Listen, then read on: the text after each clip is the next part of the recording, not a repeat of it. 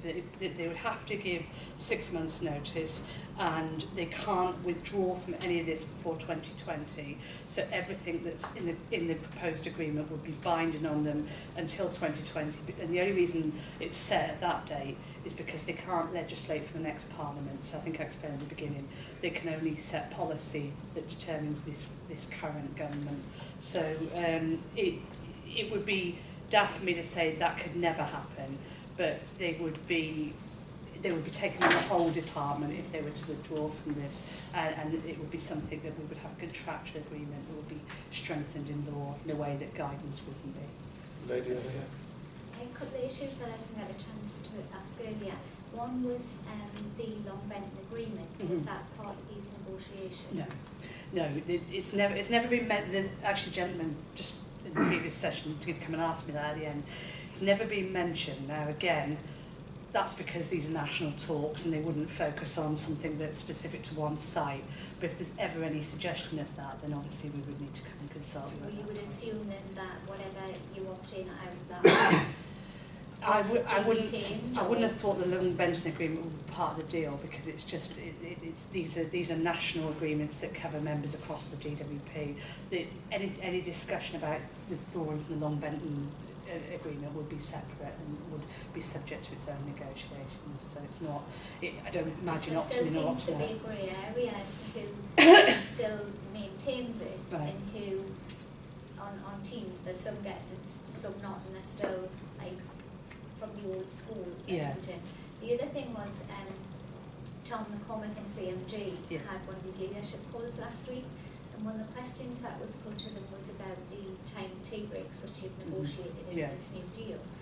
And he said that he envisaged in CMG that they wouldn't have time tea breaks, that it would remain as it is, that people are free to go and make their cups of tea as and when they like, and which is what I would be for. I wouldn't be opposed to that, because I think it's a much more sensible thing to do. You know. But I do agree that maybe in operational areas where you're on phones, it might have to be typed. So do you see that whatever works in local areas? What they said nationally, because it was quite clear that CMG had a different decision to the rest of the department in terms of removing the right to a paid break.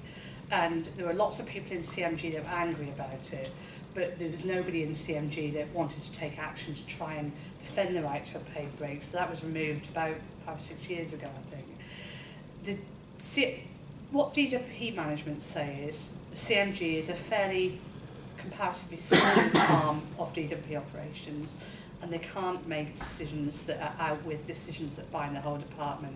But if in reality, as you say, a more sensible approach is that people go and get a cup of tea when they need one, nobody's going to come down on CMG like a ton of bricks and say, you can't do that, because you're bound by a DWP agreement. But if on the other hand you work on the phones and you would prefer to have a break of 15 minutes and for that break to be a paid break as opposed to what it is now, then that is something we would defend as well. And DWP were very clear on that. They said, we're not going to go in heavy-handed and say to CMG, this has to apply the same in every area, but we will make clear to CMG that they can't opt out of this. It's binding on everybody working in the department, and so people in CMG are entitled to the same rights as any other member of staff around paid breaks. Can I ask, I've been in the civil service a long time, and I've been on the max a long time, so I'm going to opt out.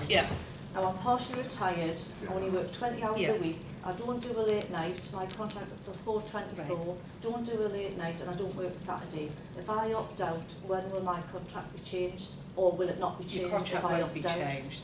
Basically, the consequence of opting out is you're saying, I've been offered a pay rise in excess of 1%, but for me, my choice is that they can stuff the money and I will keep the contract I currently have. They can then only ask you to work within what that contract stipulates.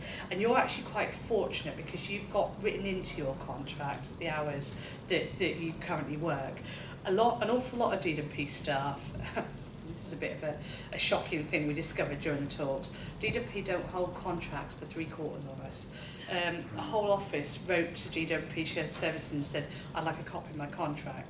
Well, that's what happened to me. They said you go back to when you started in 1978. What they're saying is, they would look at the date you started in the department, and you would be treated as if you were employed on the contract that was in place at the date you joined, unless you could prove otherwise. So if, like you, since then, you've either been promoted or you've gone perhaps you retired or you've gone part year or whatever, and you have a new contract that you can present them with and say, there's my contract and that's what it states, then that's great.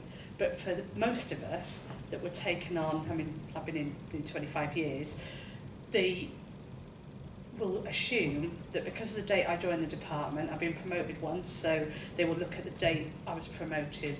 The contract that was in place the date I was promoted is the one that would apply to me unless I had something in writing that proved otherwise, and most of us won't. I mean, if you remember when we joined, a lot of us, we had a yellow staff handbook, didn't we?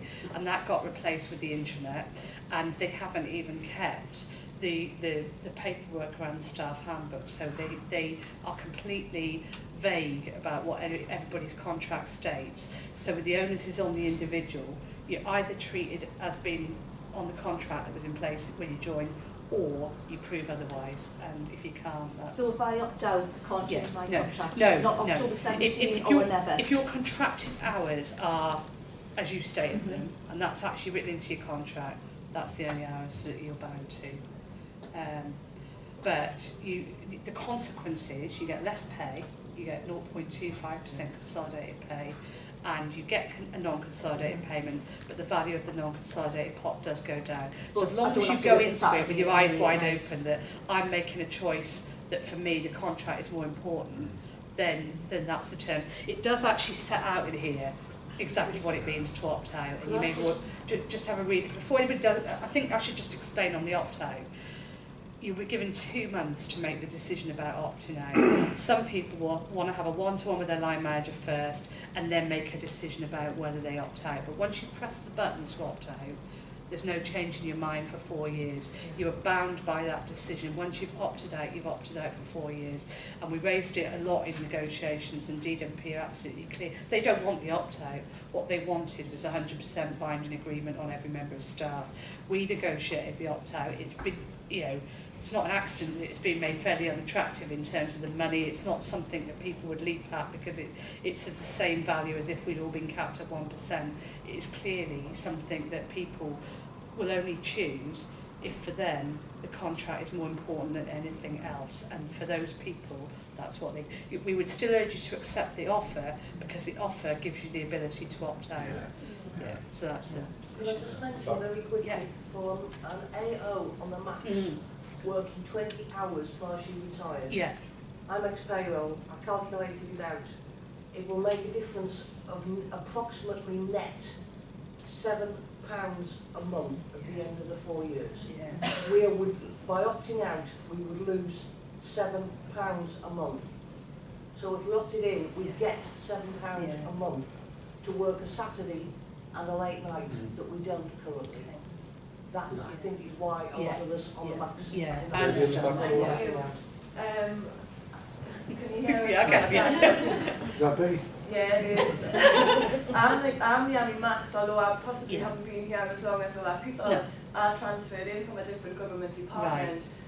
What I would like to know, obviously not on a late and a Saturday contract. Right, so you've got a contract that protects you currently. What I would like to know is personal to me, so if I choose to opt out and in the next couple of years want to go part-time, what would happen?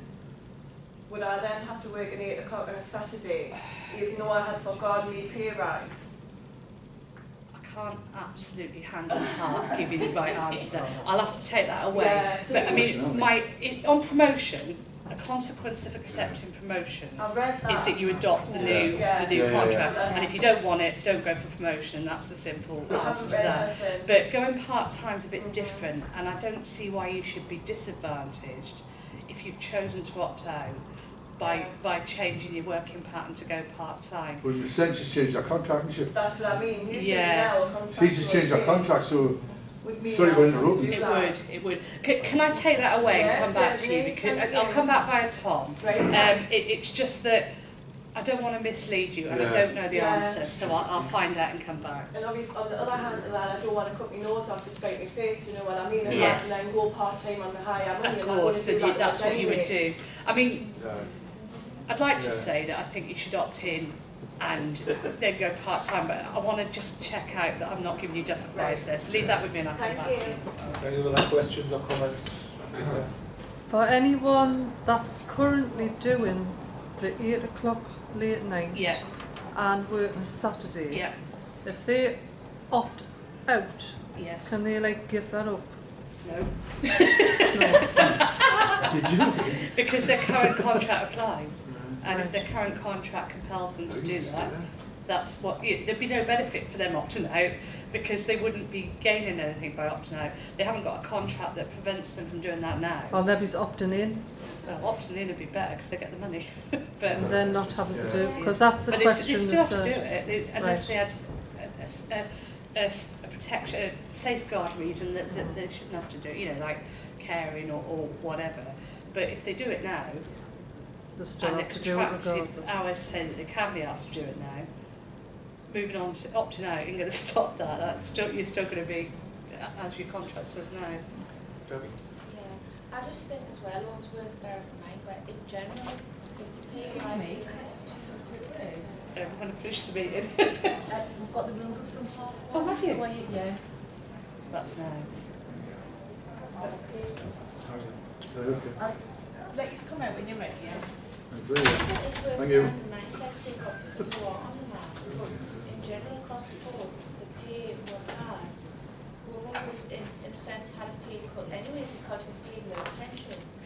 And now is with this, like for me, I'll accept it but opt out because me conditions are worth more than the pay rise.